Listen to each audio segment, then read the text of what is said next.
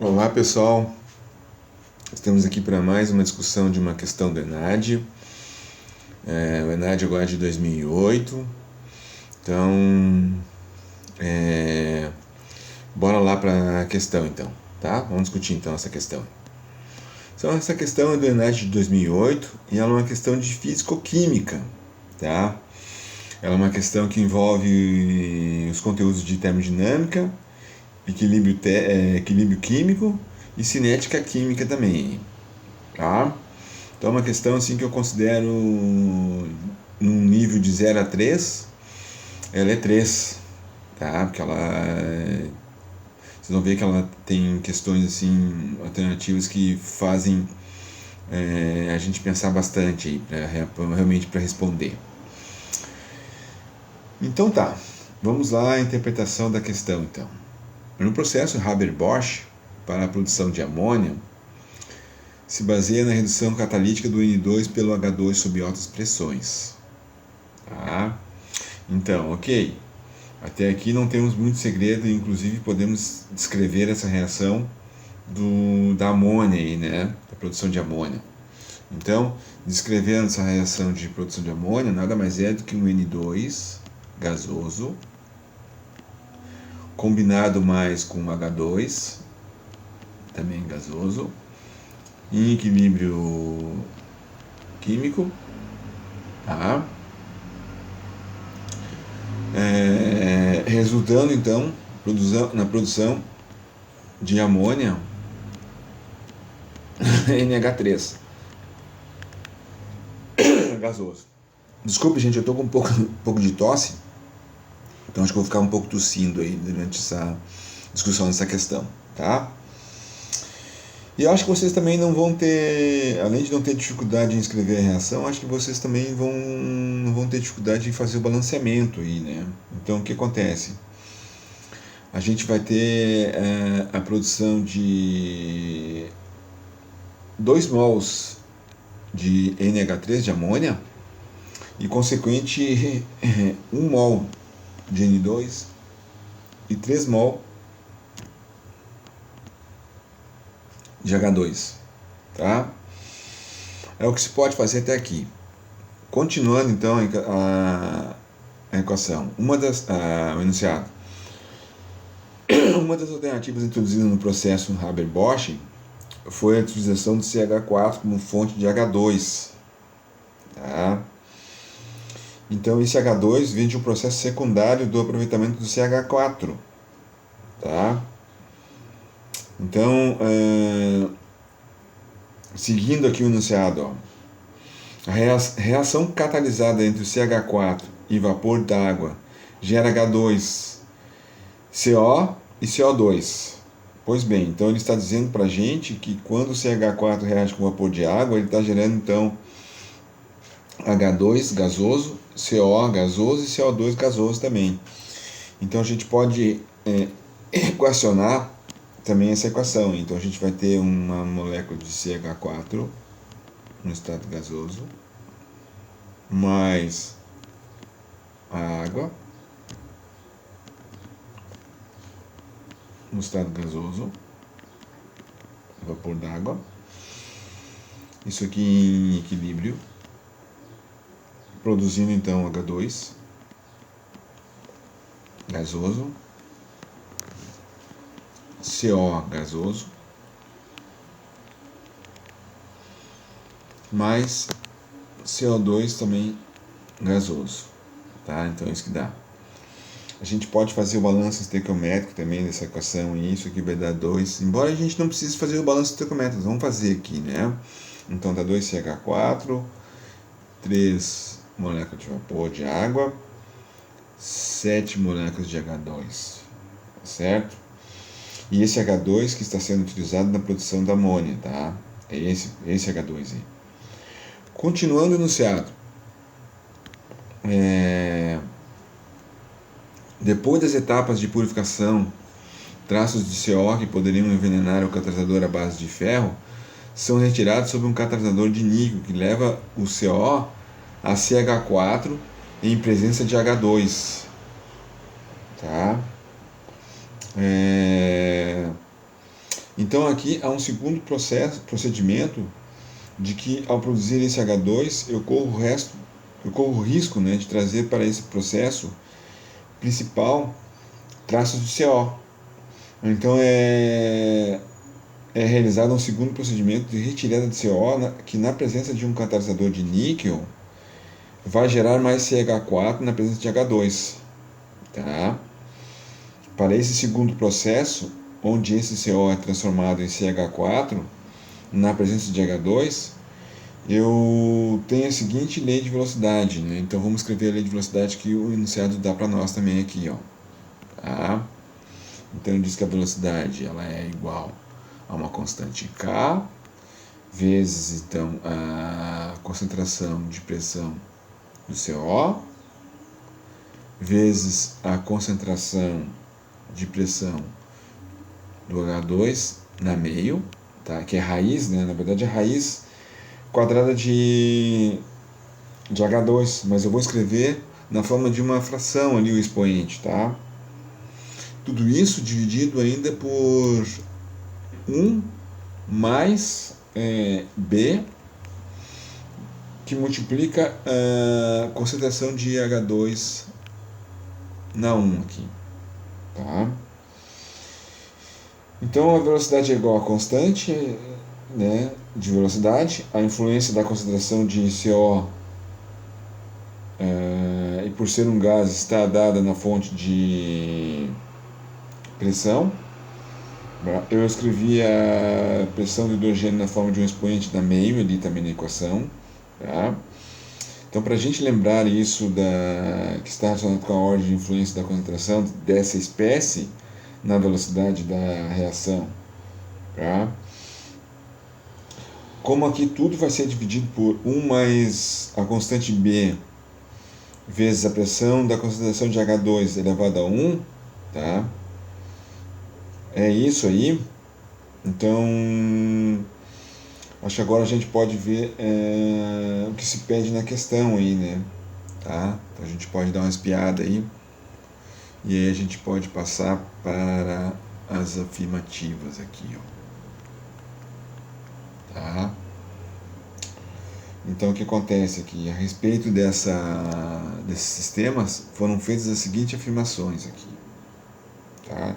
Então a gente tem 4 afirmações aí e vamos avaliá-las, tá? Então eu já vou começar a avaliar cada uma dessas afirmações aí, para a gente saber o que é verdadeiro e o que é falso, né? Tá? Então na afirmativa 1 ali, a formação de amônia a partir dos reagentes em seus estados padrões é um processo espontâneo. Bem, vemos que temos valores de entropia e de entalpia. Logo estamos falando aqui de termodinâmica. Em termodinâmica, para a gente ter uma ideia, né, e ver se o processo é espontâneo, a gente precisa conhecer o valor da energia livre de Gibbs aí no processo, tá? Então, se vocês lembrarem, a gente já resolveu uma equação já de processo físico-químico da termodinâmica e já interpretou o que acontece com o potencial livre de Gibbs aí, né? Então a gente sabe que se ΔG aqui, ó, se ΔG é menor do que zero, então o que acontece, né? Isso implica que o processo ele é espontâneo na nossa situação aqui, né? Tá? Então a gente já sabe isso. Muito bem. Vemos que temos valores de entropia e de entalpia ali que o exercício dá para nós, né? Então logo estamos falando aqui de termodinâmica, tá? E em termodinâmica, para a gente ver esses valores aí, tá? A gente observa que a gente não tem aí, por exemplo, os valores de ΔG, né? Então não são fornecidos diretamente para nós ali, né? Mas a gente pode calcular o valor de ΔG de forma indireta, né? Porque a gente tem os valores de entropia e de entalpia. E é dado o valor de temperatura também, né, para esses dados fornecidos. Então significa que é possível resolver a equação de variação de Gibbs aqui, ó, tá? Então o potencial de Gibbs, ou a energia livre de Gibbs, que é igual à variação de entalpia, ΔH, menos a temperatura vezes a variação de entropia aqui, ó. Tá? Então a gente tem essa equação aqui para nos auxiliar e calcular o valor da energia livre de Gibbs aí e saber se esse processo é espontâneo, por exemplo, né? Tá? Muito bem. Então, nós podemos então aqui escrever a reação, né? Na verdade a gente já escreveu a reação, tá aqui a reação, essa é a reação aqui, ó. Tá? Eu não vou escrever de novo, ela já está aqui bonitinha aqui, ó. Tá?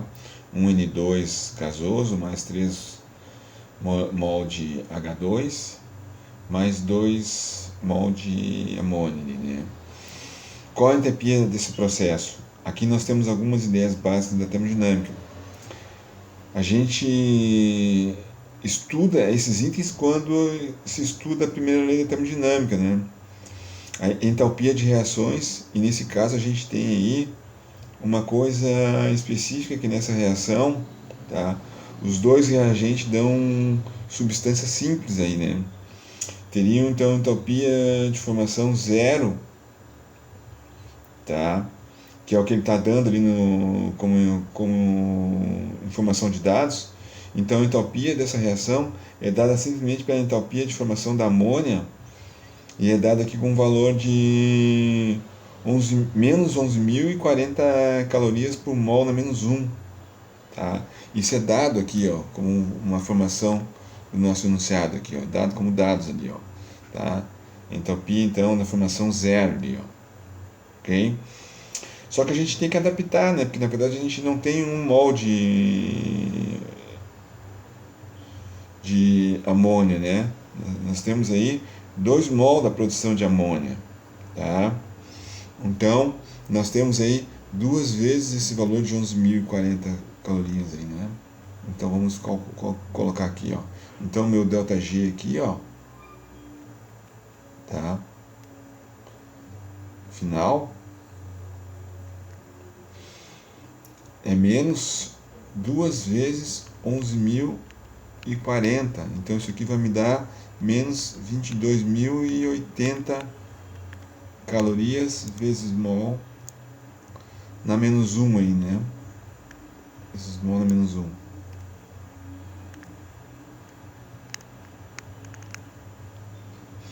Tá? Pois bem. Então agora para a gente resolver a nossa equação de energia livre de Gibbs, como a gente já calculou a entalpia, agora falta só outro termo que é o TDS, né? T, variação de entropia, né? Então a gente sabe que, por exemplo, ali a gente tem para a entropia, a gente tem na reação dada, então, o ΔS, né? Dos produtos, que é igual a ΔS, né, de 2 mol de NH3 aqui, ó, 2 mol de NH3, menos os reagentes aqui, né, então que é ΔS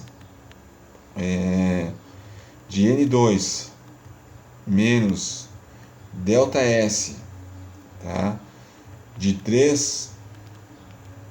3H2, tá.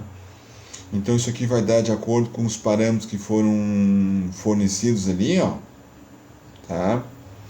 Vamos só dar uma espiada ali naqueles valores, tá?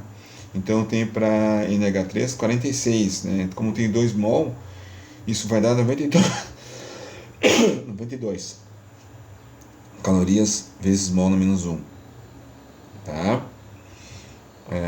Vezes Kelvin na menos 1 também, ok? Para entropia. Para o N2, como é um mol só, fico com 45,8, né?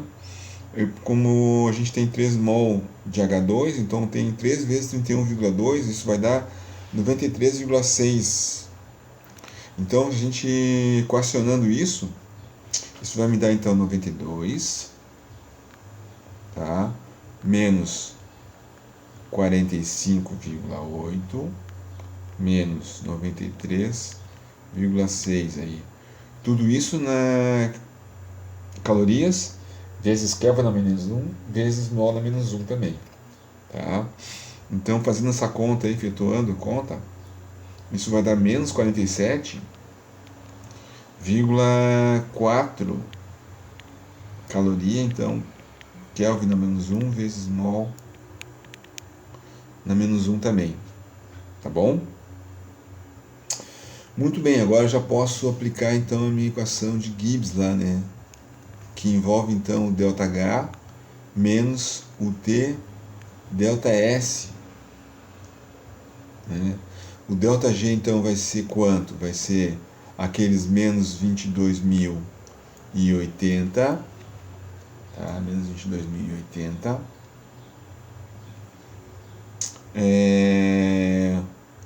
Menos o valor da temperatura, né? Então o valor da temperatura a gente pode tirar daqui também, ó. Ele fala ali, ó. Então acontece a variação da entalpia na temperatura de 293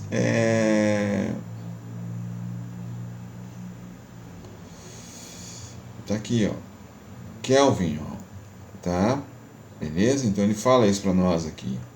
Beleza? Então a gente pode colocar aqui, ó, menos 298 vezes o ΔS. ΔS deu menos 47,4. Tá? Então, se a gente efetuasse essa multiplicação aqui, ó, eu vou obter para o meu ΔG menos 22.080, menos com menos dá mais, isso aqui dá positivo, então. Isso aqui vai dar 14.125,2, tá? Calorias vezes mol na menos 1 aqui também, tá? Então, o que acontece? Daqui a gente vê que o ΔH ele é maior, né? E ele é negativo aqui, ó, tá certo? Então, ele é maior que o termo do TDS aqui, né? Maior que a temperatura vezes a variação de entropia, né? Maior que a parte positiva, por exemplo, aqui, né? Então, não importa quanto aqui, né? Não importa se eu vou calcular que vai dar um valor negativo, né? O que importa para nós é que esse valor aqui, ó, é menor do que zero. Isso que importa, né? Porque o que acontece? Porque o ΔG acaba sendo menor do que zero e isso indica para nós que o processo ele é espontâneo. Tá bom? Tá? Então, o processo é espontâneo aí, ó. Indicando para nós, então, que a afirmativa 1, ó, a afirmativa 1, ela é verdadeira. Tá? Ok? Então, a 1 é verdadeira. Vamos colocar aqui, né? Então, essa aqui é verdadeira, ó. Tá? Então, o processo é espontâneo. Muito bem. Vamos agora para afirmativa 2 aqui, né? Afirmativa 2. O que acontece na afirmativa 2 aqui? Na formação da amônia, o aumento da temperatura desloca o equilíbrio na direção dos produtos, né? Então, o que a gente tem aí, né? Então, eu tenho ali que os reagentes em equilíbrio com os produtos. Tá certo? Então, vamos escrever isso aqui, ó. Então, eu tenho aqui, ó, os reagentes em equilíbrio com os produtos, tá? Pela equação ali, né, que a gente montou. Só que pela entalpia, eu sei que a reação é isotérmica. Vamos escrever isso aqui também, né? reação isotérmica.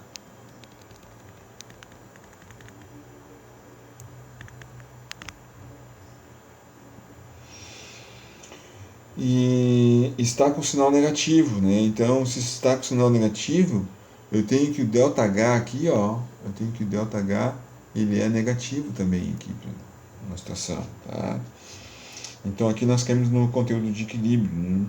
Na parte de lei de Chatelier e deslocamento de equilíbrio químico para reações exotérmicas, né? Quando você aumenta a temperatura, certo? Aumentei a temperatura de ΔT aqui, ó, tá? Então aumentei a temperatura de ΔT. Então eu aumentei o calor na minha vizinhança também ali, né? Dessa reação. Só que a reação acontece liberando energia, né? Liberando calor. Se eu aumento o calor no meio, ela não vai ser fornecida. Então, ao invés dela se deslocar na direção dos produtos, ela vai se deslocar na direção dos reagentes, tá? Então, o que acontece aí, né? Portanto, a afirmativa 2 aí, ela é falsa, né? Então, ela não vai se deslocar na direção dos produtos, mas sim dos reagentes, tá? Então, a 2 aí, ó, é falsa. Vamos colocar aqui, então, ó. A afirmativa 2 é falsa. Tá? Com isso a gente pode avançar para o item 3 aí, na afirmativa 3. Que fala assim que a reação de conversão do CO em metano é de primeira ordem com relação ao CO. Tá? Para resolver o nosso item 3, vamos recorrer à lei de velocidade da reação aí. Tá? Então envolve a cinética nesse caso, né? E que envolve também a equação de velocidade. Vamos escrever a equação de velocidade novamente aqui, ó. Tá? Então o que eu tenho aí? Eu tenho que a velocidade é igual a constante, tá? De velocidade, a concentração de CO elevado a 1 vezes a concentração de H2 elevado a meio, e tudo isso aí, ó, dividido por 1 mais a constante B vezes a concentração de H2 elevado a 1. Tá? Muito bem.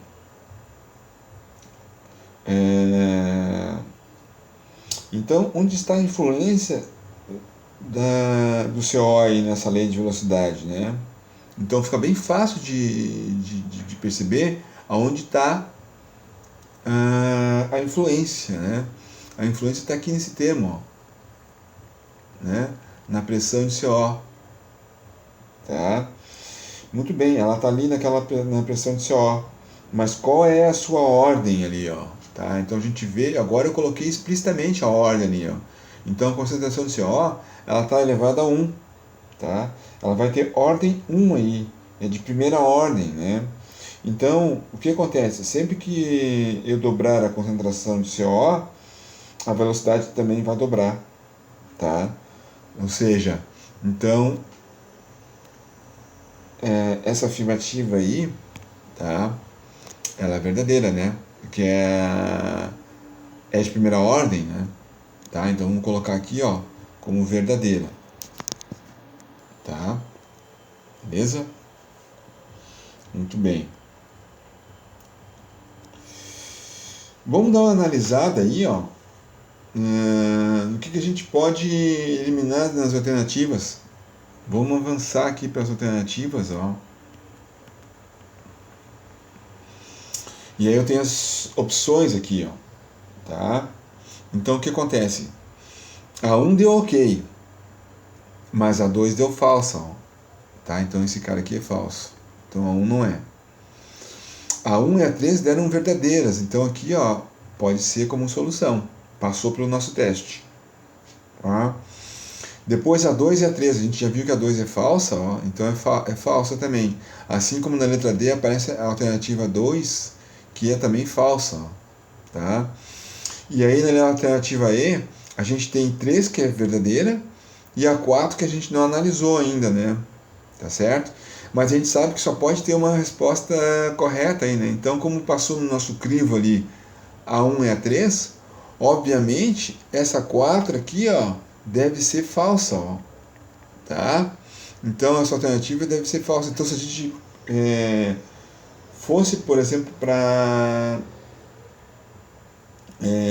chutar, a gente poderia chutar aí com uma tranquilidade bem segura aí, tá? Que a opção correta seria a alternativa B aí, tá?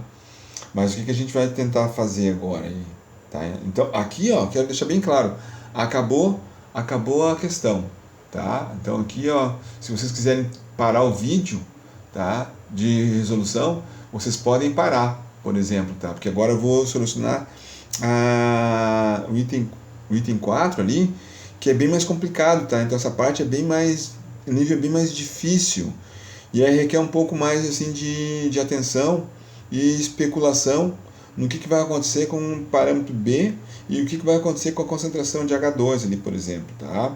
Então aqui caímos em uma equação de cinética novamente, tá?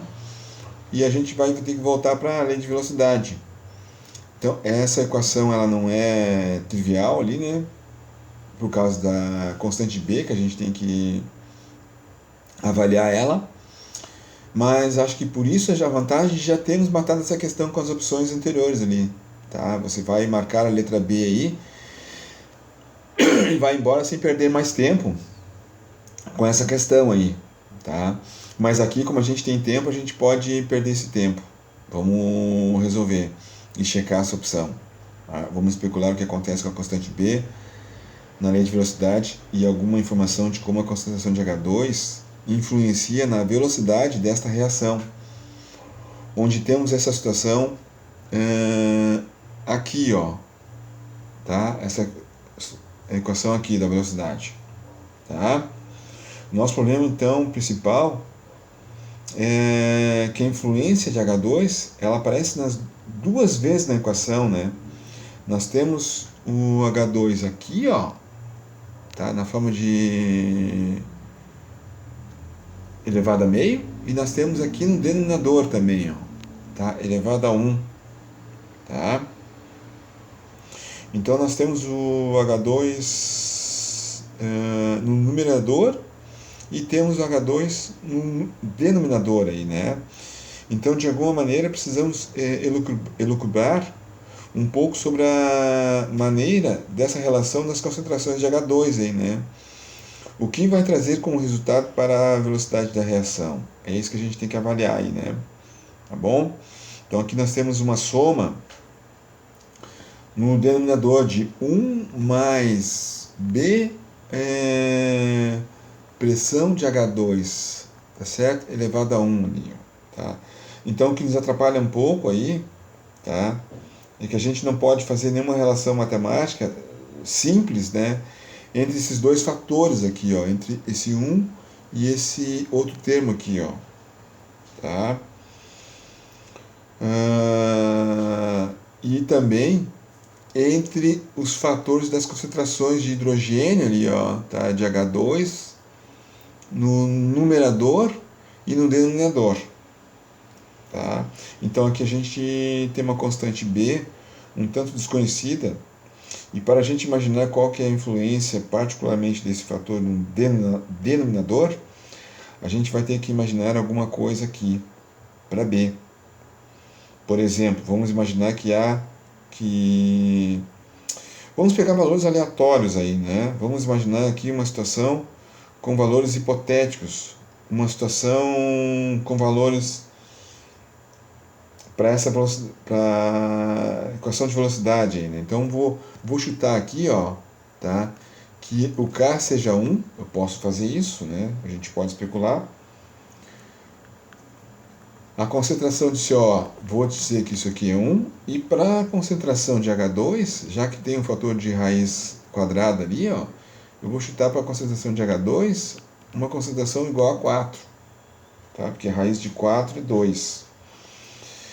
E agora vamos imaginar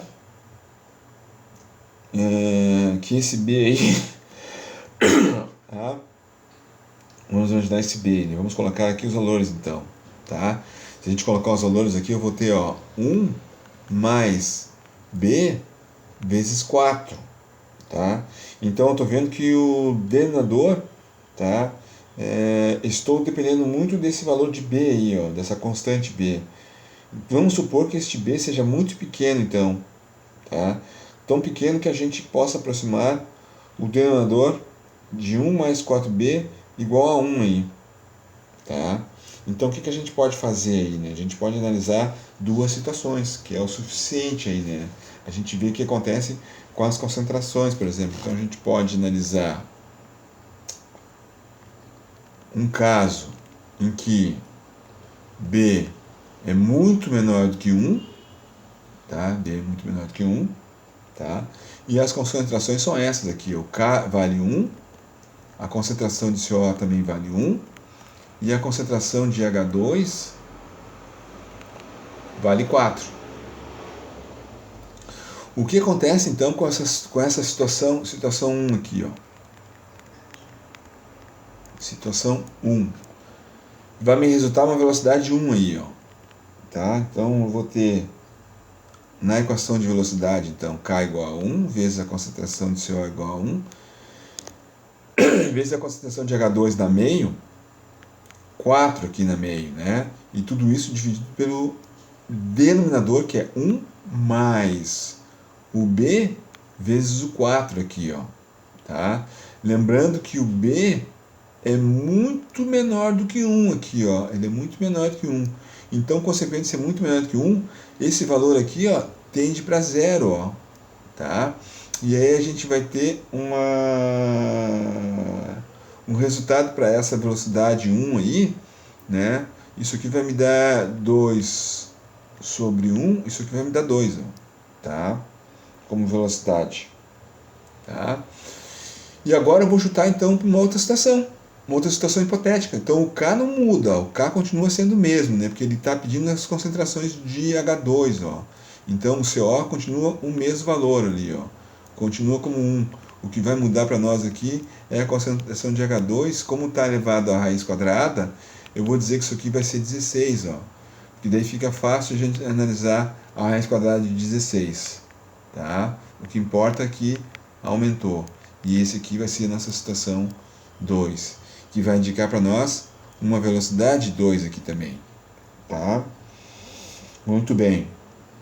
Isso aqui vai me dar um K de 1, uma concentração de CO igual a 1, e agora uma concentração de H2 de 16 na meio aqui, ó. Tá? Tudo isso dividido por 1 mais B vezes 4 aqui também. E que isso aqui, ó, tá tendendo a 0 ainda, né? 4 não, desculpe, né? 16 agora a concentração de hidrogênio, né? Aumentou, tá? Mas mesmo que tenha aumentado para 16, o B ainda continua sendo muito pequeno. E quando eu multiplico esse B pelo 16, dá um número pequeno, gente, tá? Então, vamos supor que o B seja aqui, ó, 0,0001, por exemplo, né? Então, seja um B elevado a 10 na menos 4, 10 na menos 5, por exemplo, aqui, ó. Um valor pequeno, né? Quando eu multiplicar por 16, isso ainda continua dando um valor muito pequeno. E quando eu somar com 1, praticamente é 1, né? 1 mais 0,0001, por exemplo, é 1, tá? Então, isso aqui vai dar para nós, ó, 4 sobre 1, ou seja, vai dar 4. Tá? Então, o que está acontecendo aí, né? A gente aumentou a concentração de H2 aqui, ó, a gente aumentou a concentração de H2. Nós aumentamos a concentração de H2. O que aconteceu? Implicou que a velocidade aumentou, né? Ou seja, aqui, ó, V2 é maior do que V1. Então, isso aqui, ó, tá? Isso aqui tá de acordo, tá, com a questão do item 4 ali, ó, na conversão de CO em metano, o aumento da concentração de H2 acelera a reação. Ou seja, se aumentou a velocidade, a gente está vendo que tem uma aceleração aí, né? Houve uma variação de velocidade, tá? Então a cinemática está indicando para nós aqui, realmente acelera a reação, tá? Então isso aí estaria correto. Então, para B muito pequeno, ok, tá? Mas olha só, não é só para B muito pequeno que a gente pode fazer essa análise aí, né? Ok? Vamos pensar que B pode assumir outros valores e que B seja muito grande agora, tá? Então vamos aplicar os mesmos valores para a equação de velocidade, tá? Com K igual a 1, com PCO também igual a 1 e com P de H2 igual a 4, tá? Só que nessa situação com B muito grande agora aí, tá? Então, se a gente fizer isso, a gente já vê de cara, por exemplo, tá, que o denominador já dá diferente aí, quer ver? A gente tem o denominador assim, ó, 1 mais B vezes a pressão de H2, tá certo? Para quando a pressão de H2 ela é igual a 4, isso aqui está dando para nós, ó, um B vezes 4, né? Só que B aqui, ó, é muito maior do que 1 agora, né? Então esse B aí pode ser 10.000, por exemplo, tá? E para um B muito grande, por exemplo, só 10.000 e somar com 1, 10.001, praticamente aquele 1 aí não faz nada, né? Somar 10.000 mais 1 e ser 10.001 no denominador não vai assim alterar grandes consequências aí, né? Não vai fazer grandes modificações aquele 1 no denominador, tá? Então de cara a gente já vê isso aí, né? Então o que a gente pode fazer? A gente pode analisar de novo aí o caso, ó, o caso, tá? De B muito maior do que 1, tá certo? E a mesma situação, ou seja, os valores de K igual a 1, a concentração de CO também igual a 1, e a concentração inicial de H2 igual a 4, tá? Então essa aqui vai ser a nossa situação 1 agora, tá? Para B, muito maior do que 1. Será que a gente vai ter o mesmo resultado que a gente obteve para B menor do que 1? Tá? Se isso acontecer, então e as velocidades realmente aumentar, então aí ok. Aí a alternativa 4 vai estar correta e aí a gente não vai ter solução nesse problema aí, né? Mas eu acredito que não, né? Que ele dá como alternativa a letra B aí, né? Então para nós, então a gente tem que provar que isso é falso, né? Então, na situação 1, então a velocidade 1 vai ser igual a 1 vezes o 1, K igual a 1, a concentração de CO igual a 1, concentração de H2 elevado a meio, então isso aqui é 4 elevado a meio aqui, ó, tá? E agora aqui é 1 mais B vezes 4 aqui, ó, tá? Então B agora aqui, ó, é muito grande. Então B é muito grande, ó. Tá? Como o B é muito grande, o que acontece? Imagine que esse B aqui seja 10.000, galera. Tá? Então o que acontece? Como o B aqui, ó, é muito maior do que 1, tá? 4B é muito mais enfático aí, né? Maior do que 1. Tá? Então, nesse caso aí, ó, o que isso aqui vai dar como soluções para nós? Então, aqui, ó, 1 vezes 1 dá 1 em cima ali, né? Raiz quadrada de 4 dá 2, então em cima sobra somente 2. Tá? E embaixo sobrou quanto aqui, ó? Sobrou 4B. 4B mais 1 é praticamente 4B aqui, ó. É 4B, tá? Então, isso aqui dá para nós aqui, ó, 2 sobre... 2 não, né? A gente vai simplificar aqui, ó. Isso aqui vai dar 1 sobre 2B aqui, ó, tá? Com B muito maior do que 1 aqui, com B igual a 10.000, então eu vou ter 1 sobre 10.000, ó. Então isso aqui implica para nós que a velocidade, ó, ela diminui. Ou seja, isso aqui é um resultado contrário, né? Ao contrário do que a gente teve na situação para B muito menor do que 1. Vamos ver se isso acontece de novo para a situação 2 aqui, quando a gente aumenta a concentração de H2, né?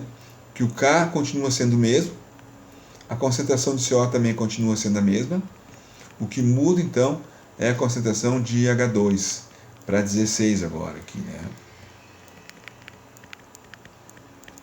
Tá? Muito bem. Então, eu vou ter que a velocidade 2 vai ser igual a 1 vezes 1 vezes 16 na meio. Tudo isso aqui, ó, como 1 mais B vezes 16 aqui, ó. De novo, B na 16, né? Ou seja, 16B continua sendo muito maior do que 1 aqui, ó. Então isso aqui implica para nós que eu vou ter no numerador somente 4, né? A raiz quadrada de 16 é 4. E eu vou ter aqui embaixo no denominador 1 mais 16b é a mesma coisa que 16b aqui, ó. Então eu posso fatorar isso aqui, ó. Posso dividir por 4. Ao dividir por 4, isso aqui vai ser 1 vezes 4b aqui, ó. Tá? Então, 1 vezes 4b, essa situação 2 aqui, ó, tá? Ela ainda é menor do que a situação 1 ali, ó. Então a velocidade ela diminui mais ainda aqui, ó. Tá? Então ela está diminuindo mais. Então, o que a gente observa aí, né? Observamos que ocorre um aumento no denominador da equação. Consequentemente, há uma diminuição da velocidade de reação.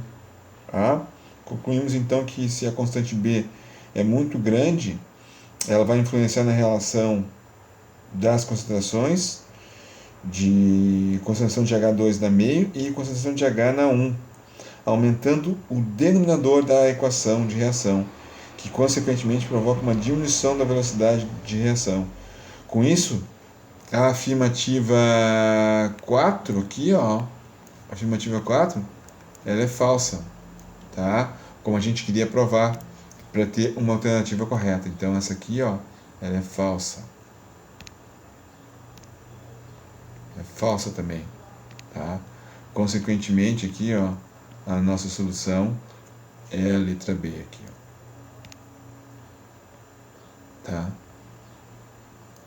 Bom, galera, esse exercício aqui ficou grande demais. Desculpem, mas é porque ele precisava realmente ser feita uma abordagem, a gente analisando assim detalhadamente o que acontecia com o parâmetro B ali, né? É o B que dá toda essa zica aí para nós nessa questão, né? Então é uma questão bastante difícil e que faz com que o aluno realmente consuma um bom tempo se quer resolver tudo. Mas vocês viram que a gente pôde dar uma resposta para a equação quando a gente viu que a letra B era a opção correta, né? Então a gente não precisou avaliar o item 4, né? Que foi o que deu bastante tempo aí. Tá bom? Então com isso eu encerro aqui essa questão número 25 do ENAD de 2008. Tá bom? Bom estudo para vocês aí. Até mais.